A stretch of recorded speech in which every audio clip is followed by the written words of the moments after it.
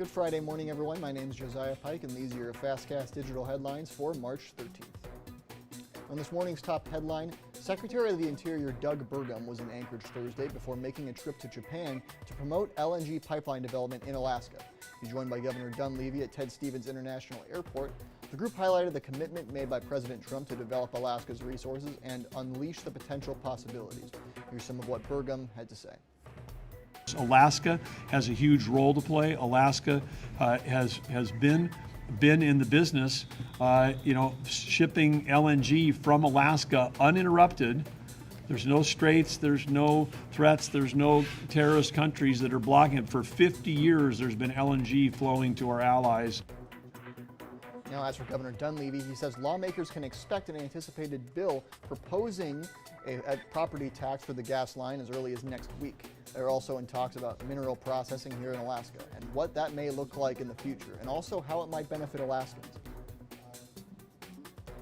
Another case we're following is the trial of a man accused of being criminally responsible for the deaths of 2 teens in 2019. 24-year-old Dustin Ruckman was in court Thursday as a jury was selected.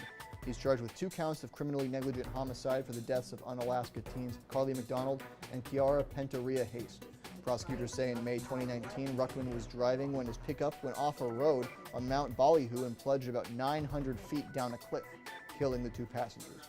Ruckman said he was thrown from his vehicle as it went down. Defenses argued he may be criminally responsible as the driver, but not criminally negligent under Alaska law. Earlier this week, Kiara's parents shared their feelings about returning to trial for a case that stretched into its 7th year. And we're very thankful that we're at least getting another chance to try it again. And I know Carly and Kiara touched a lot of people with their goodness, that a lot of people that knew them to this day still long for them, still miss them. Now, Ruckman was first indicted in 2020, and the case is back in court after a mistrial in 2024, when jurors couldn't reach a verdict. Opening arguments are set for later this morning. And finally, for nearly 2 decades, an Anchorage woman says injections she received for treatment didn't help her medical condition, leading to repercussions that extended beyond her health. Dawn Weisenhunt claims the treatment for her autoimmune disease at a clinic run by Dr. Clarabelle Tan was administered as part of a fraud scheme, one she experienced for roughly 16 years. Federal grand jury indicted Tan and her husband on multiple charges, saying the couple generated over $12 million in false insurance claims. Weisenhunt says she's still processing the whole ordeal. It was like being chucked back down into a whole black hole of uncertainty. Someone I trusted for so many years, the questions that go through your head are like, am I really sick? Tan's pleaded guilty, agreeing to pay over $8 million in restitution and penalties. Sentencing is scheduled for March 17th.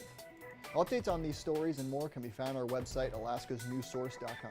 Thanks for tuning in this Friday morning. Have a great rest of your Friday and a great weekend. Take care. We'll see you Monday.